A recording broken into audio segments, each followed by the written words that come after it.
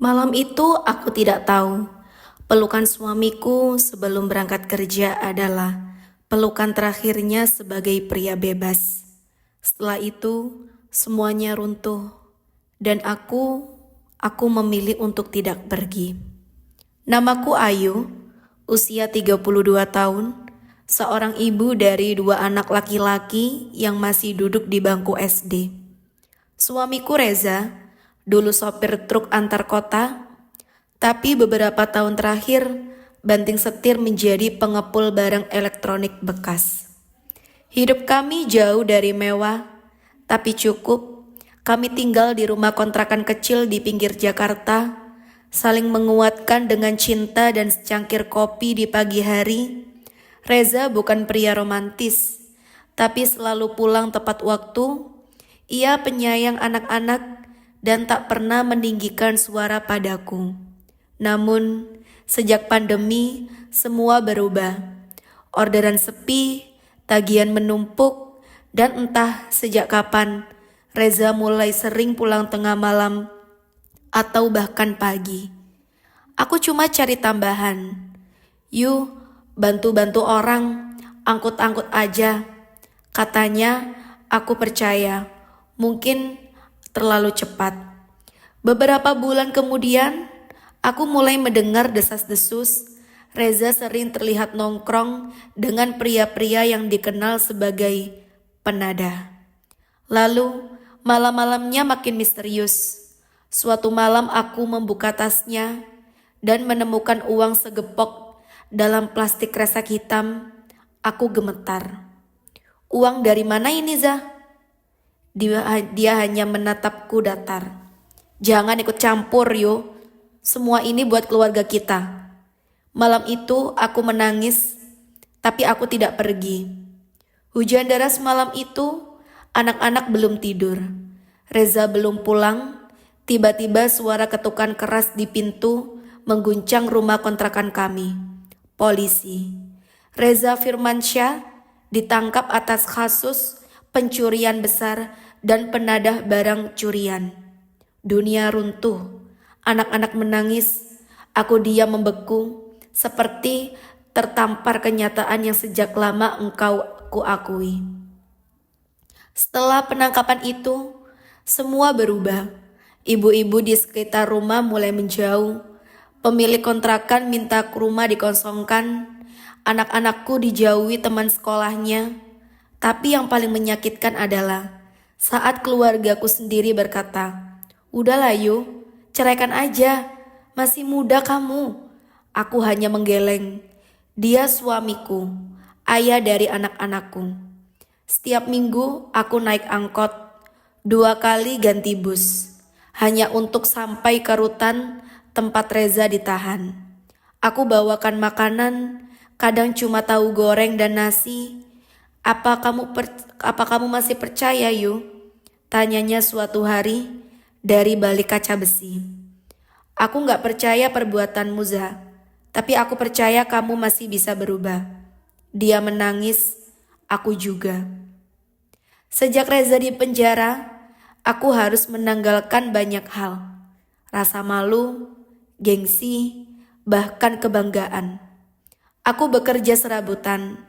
Mulai dari cuci piring tetangga, cuci pakaian tetangga, jualan gorengan depan sekolah, hingga jadi petugas kebersihan di kantor kelurahan.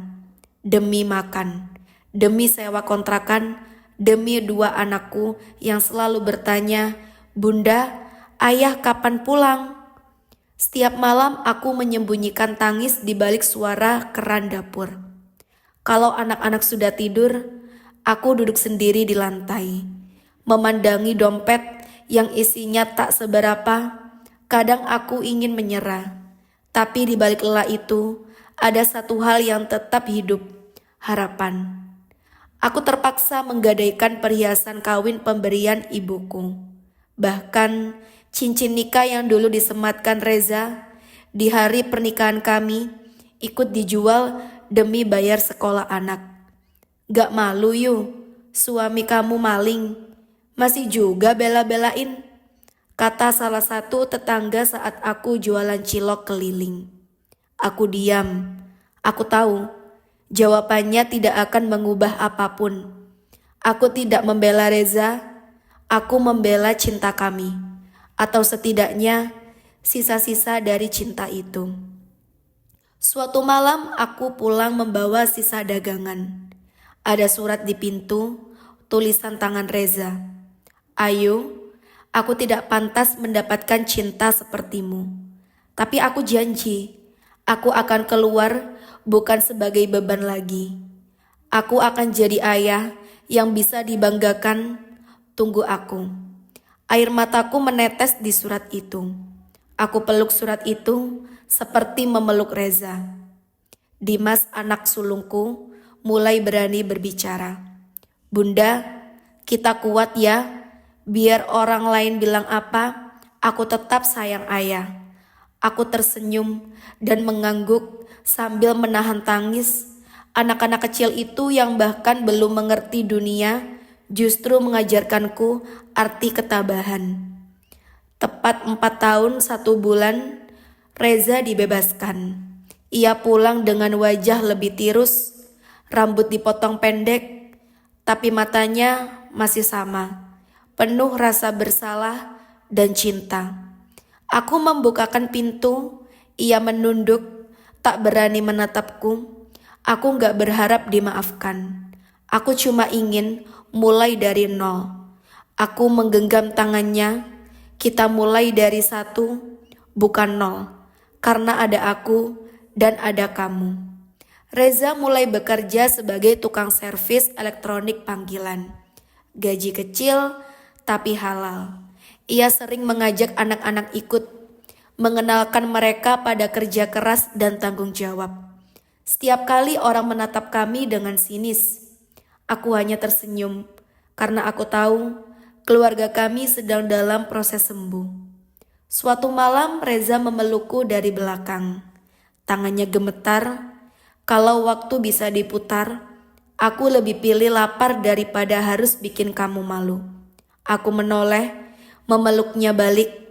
Yang penting sekarang kamu sudah pulang dan kita masih utuh. Kami bukan keluarga sempurna. Kami tidak punya rumah besar atau mobil mewah. Tapi kami punya cerita tentang kesalahan, ketabahan, pengampunan, dan cinta yang bertahan bahkan saat dunia berkata tidak. Dan mungkin itu lebih dari cukup. Jangan pernah menilai seseorang yang hanya dari masa lalunya. Di balik kesalahan bisa ada pertobatan, di balik kehancuran bisa ada cinta yang bertahan. Dan di balik jeruji bisa tumbuh tekad untuk hidup yang lebih baik lagi. Setia itu bukan berarti membenarkan kesalahan, tapi memilih tetap mencintai sambil mendorong perubahan. Ayu tidak mendukung kejahatan suaminya, tapi ia memilih bertahan karena percaya setiap orang bisa berubah jika diberi kesempatan. Kesalahan besar bukan akhir dari segalanya. Jika ada penyesalan dan usaha untuk memperbaiki, Reza menunjukkan bahwa meski sempat menjadi kriminal, ia bisa kembali ke jalan yang benar dengan niat dan kerja keras. Keluarga yang kuat bukan yang tanpa masalah, tapi yang tetap bertahan saat masalah datang. Anak-anak Ayu tumbuh dengan kekuatan karena didik oleh ibu yang tak menyerah meski dihina dan dijauhi. Pengampunan adalah bentuk cinta yang paling tinggi. Memaafkan tidak selalu berarti melupakan, tapi memberi ruang bagi seseorang untuk bertumbuh dan menebus kesalahan. Tidak semua luka harus diakhiri dengan perpisahan. Kadang luka bisa jadi penguat, asalkan ada niat bersama untuk sembuh dan memulai kembali. Dalam hidup tak semua luka harus berakhir dengan perpisahan. Kadang luka justru mengajarkan kita makna sejati dari kesetiaan, dari perjuangan, dan dari cinta yang tak pergi meski dunia memaksa menyerah. Karena cinta sejati bukan tentang bersama saat bahagia, tapi tetap menggenggam erat saat semuanya hancur. Kalau kisah ini menyentuh hatimu, bantu channel ini terus bertumbuh dengan klik like, tulis komentarmu, dan jangan lupa subscribe. Dukungan kecil dari kamu sangat berarti untuk terus menghadirkan kisah-kisah penuh makna seperti ini. Terima kasih.